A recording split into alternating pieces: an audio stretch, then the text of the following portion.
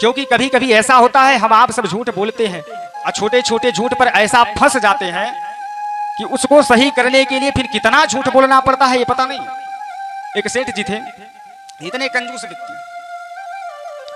एक दिन उनका मन बना गंगा स्नान करने का। अब महाराज निकल पड़े। उनका एक 10 वर्ष का पुत्र था, एक छोटा था। तो पुत्र को लेकर के जब गंगा स्नान के लिए निकले और रेलवे में चढ़े, जैसे ही ट्रेन आगे बढ़ी तब तक महाराज मूंगफली बेचने वाला आ गया। अब जैसे ही मूंगफली बेचने वाला आया, पुत्र कहता है पिताजी मुझे मूंगफली दे दो। पिताजी ने जैसे ही फटकार लगाई, पुत्र कहता है देखो पिताजी अगर ज्यादा फटकार लगाओगे तो मैं कह दूंगा। और जैसे कहता कह दूंगा, पिताजी बेचारे लो दिला देता। ट्रेन और आगे बढ़ी तब तक महाराज चाय बेचने वाला आ गया। देखो पिताजी मुझे चाय चाहिए। पिताजी जैसे ही फटकार लगाए, देखो पिताजी ज्यादा फटकार लगाओगे तो मैं कह दूंगा।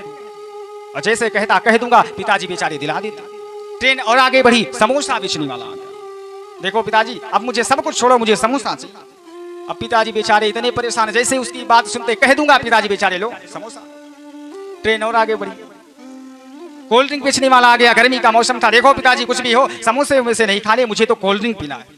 अब पिताजी बेचारे इतने परेशान, तेज से फटकार लगाई। और जैसे ही फटकार लगाई, देखो पिताजी ज्यादा चिल्लाओगे ना तो मैं कह दूंगा।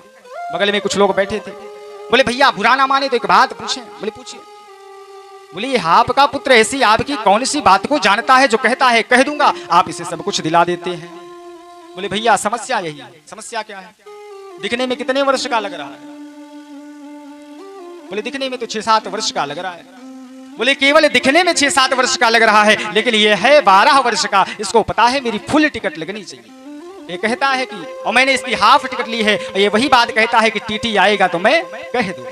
अब सोचिए 10-20 के चक्कर में बेचारे को कितना भुगतना पड़ा।